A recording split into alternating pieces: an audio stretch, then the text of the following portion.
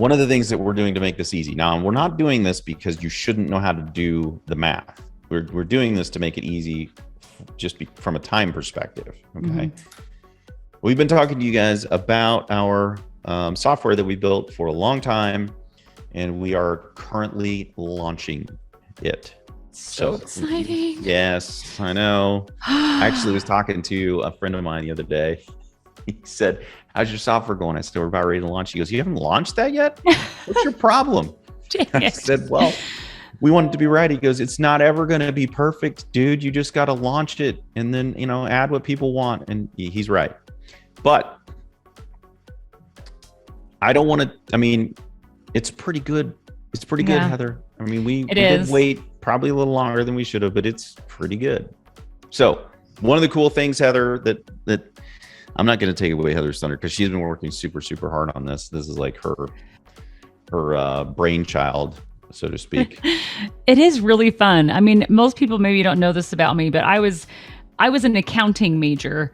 And then I changed to I know. I changed to computer information systems, but I decided that I liked people too much. And that was my main reason that I said, I can't keep going down this path. I love people and I love helping people. And I'm not going to get that in the same way that I want, like not the interaction. So this project has really blended a lot of my favorite things, which is people, helping people, and numbers. So and spreadsheets. Spreadsheets.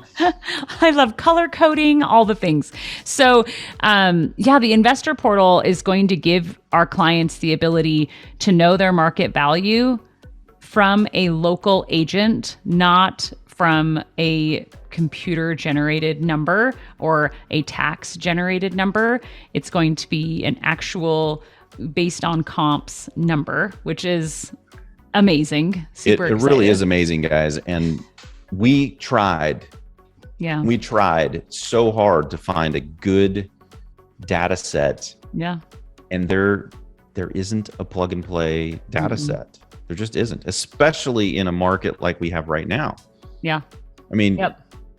3 months from now, things could be wildly different than they are today.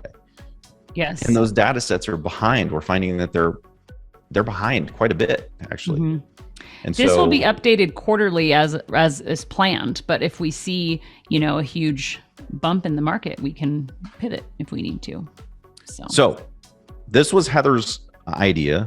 And I actually said, that'll never work, Heather. We can't do that. So I went down the road trying to get the data. And I finally came back and, after plugging in 2 or 3 different data sets, I was just like, this is horrible data.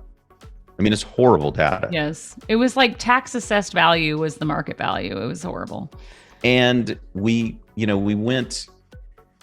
were trying to figure out how to, and thanks to Zillow and all of the other people who basically screwed the Realtors Association over, the National Association of Realtors said, yeah, screw you. We're not going to share data anymore. Yep. So once they did that, Zillow was already pretty bad, but then it got worse because they don't have any supporting from any real comps unless they're in a reporting state. So if you're in a state that doesn't require reporting, Zillow is pathetic. Yeah. Because they literally can't get the data anymore because they pissed off the National Association of Realtors. So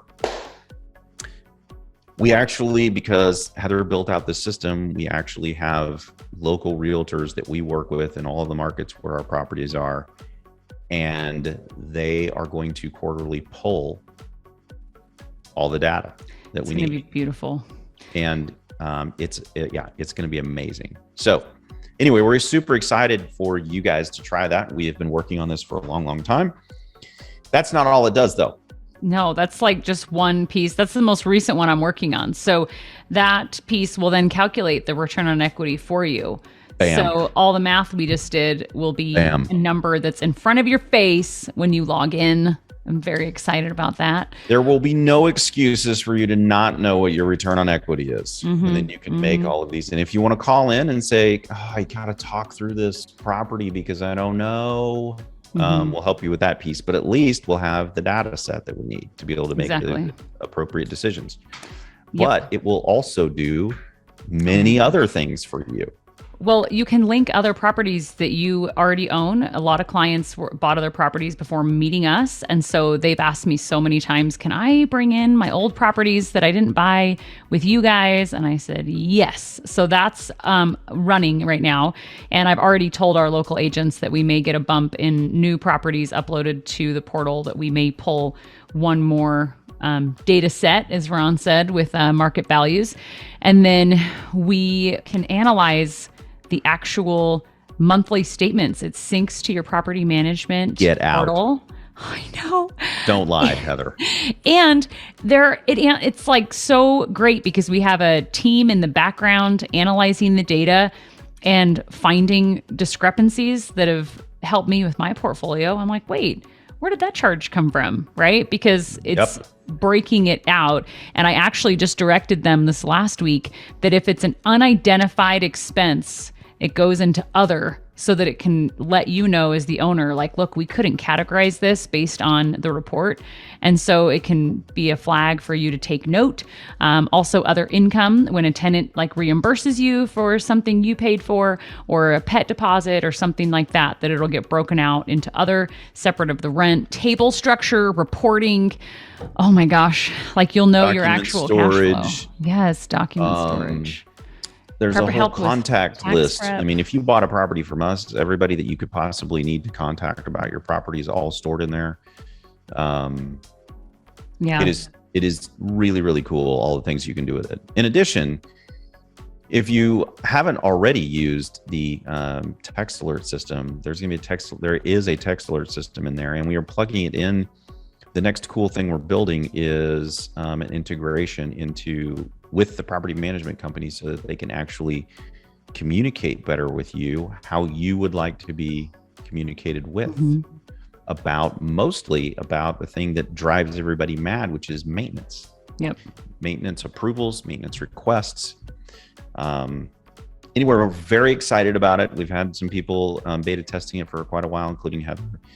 And it's going to launch. So we're going to be sending out emails.